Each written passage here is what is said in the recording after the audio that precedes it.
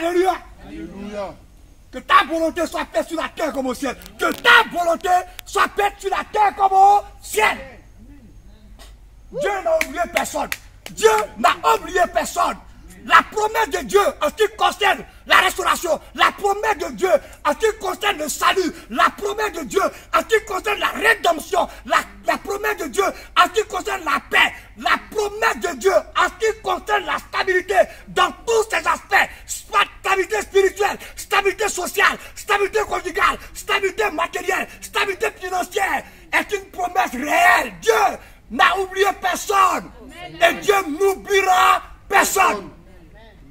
Parce que Dieu a un projet pour chacun. Amen. Oui, le projet pour l'Éternel, le projet de Dieu pour ma vie n'est pas le projet de Dieu pour la vie d'Aïsépane. Le projet de Dieu pour la vie d'Aïsépane n'est pas le projet de Dieu pour la vie de maman Lisbeth. Le projet de Dieu pour la vie de maman Lisbeth n'est pas le projet de mon fils Ira. Le projet de la Bible, le projet pour la vie d'Ira n'est pas le projet de Dieu pour la vie de Matthieu. Dieu a un projet individuel. C'est vrai qu'il y a le projet collectif par rapport à l'église, mais Dieu a un projet individuel pour la vie de chacun de nous. Amen. Alléluia. Alléluia. C'est pourquoi nous devons nous réveiller. Sachant ces choses, sachant l'espérance qui se trouve en Christ par rapport à toutes ces choses, nous devons nous réveiller. Nous réveiller pour regarder à Dieu. Oui. Nous devons nous réveiller parce que nous avons beaucoup de choses à faire pour lui. Alléluia. Alléluia. Oui, parce que Dieu nous a confié une responsabilité. Et c'est pourquoi j'aime beaucoup de cantiques qui dit travaille pour Dieu, sans chercher le repos. S'aimer pour Dieu, quand la moisson arrive. Bon, on vient de traduire tout à l'heure. Dieu nous a dit, maman Edith Osoba dit, en fait, c'est pas que quand la moisson arrive, mais on dit travaille. Je travaille toujours. Quand travaille pour toujours, le moissonneur arrive. Ce n'est pas la moisson. Parce qu'il y a une différence entre la moisson arrive et puis le moissonneur. Le moissonneur, c'est Jésus. Il vient sa faucille. Puisque le champ est déjà là. C'est nous qui devons travailler maintenant. Parce que le moissonneur arrive. Jésus arrive pour faire quoi? Pour moissonner. Jésus arrive pour moissonner. Donc nous devons travailler la nuit. On ne peut pas de ça. Pour travailler avec Dieu, pour travailler pour Dieu avec intelligence. Voilà.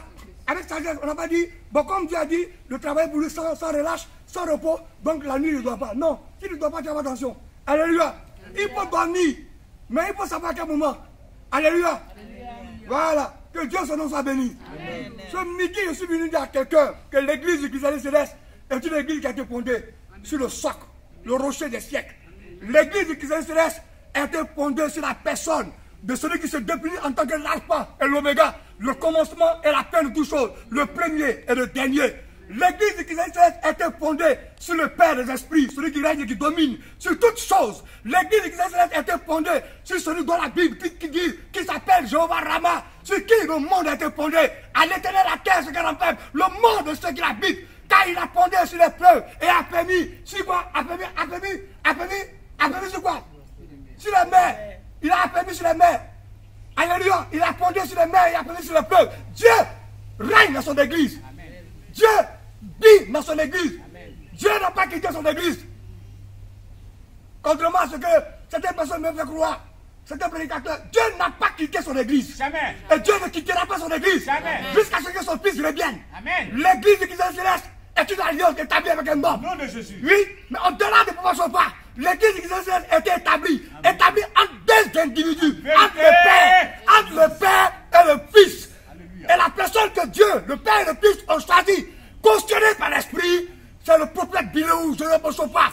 Que Dieu bénisse son âme au paradis. L'alliance de l'église du Christ céleste n'est pas établie sous le rapport d'un homme, mais sous le rapport de deux divinités, de deux personnes, entre la personne du Père et la personne du Fils.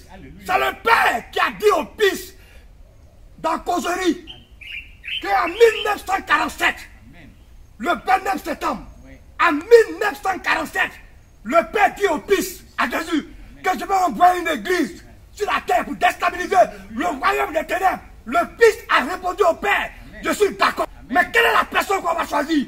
le Père et le Fils ont dit, en accord avec le Saint-Esprit, que l'homme que nous allons choisir, par qui l'église sera fondée, s'appelle Samuel, Bilou, Joseph, Osopa. L'église est fondée sur le roc. L'église est fondée sur le roc. Le rocher des siècles, la pierre angulaire que les bâtisseurs ont rejeté, que le monde a rejeté, que les constructeurs ont rejeté, que les richards ont rejeté. La pierre angulaire de l'angle que l'humanité a rejeté, qui est aujourd'hui devenue la principale de l'angle, la pierre de support, la pierre de fondation, la pierre sur laquelle les piliers et les fondations de l'univers sont bâtis. Jésus est la parole faite chair, créateur de toutes choses. Amen. Jésus est par qui Dieu a envoyé l'univers dans son existence. Amen. Et dans sa création. L'église est fondée sur la personne de Amashia, Yeshua, le prince de paix, le lion de la tribu de Juda, le rejeton de David, celui qui règne et qui vit au siècle des siècles. Que toute la gloire lui revienne. Tu dois avoir confiance en ce Dieu-là. Oui, notre église n'est pas une église à musulmans. Ce n'est pas une église qui a été composée dans une classe d'école. Par 80 personnes qui étaient moisies. Qui n'avaient rien. Ce n'est pas une église politique. Ce n'est pas une église fondée sur la politique. Non. Ou fondée sur un rapport d'intérêt par rapport au bien de ce monde. C'est une église qui a été fondée, créée dans son caractère, dans son identité, pour la délivrance des nations, Amen. Pour le rachat de l'âme des Africains, de tous ceux qui sont enchaînés Amen. Sur la terre des hommes. L'église du Saint-Céleste est une église glorieuse, une église à caractère sacerdotal. Amen. Nous sommes des prêtres, Amen. Un royaume de sacrificateurs pour Dieu le Père. Et c'est pourquoi nous devons nous tenir, nous devons nous comporter tels, afin que les retombées spirituelles et les retombées matérielles et financières se répandent sur la vie de chacun de nous. Amen. Car telle est la promesse de Dieu pour la vie de son peuple. Amen. Que Dieu nous bénisse. Amen. Et que Dieu nous accorde sa grâce Amen. Et sa faveur. Amen. Au nom de Jésus.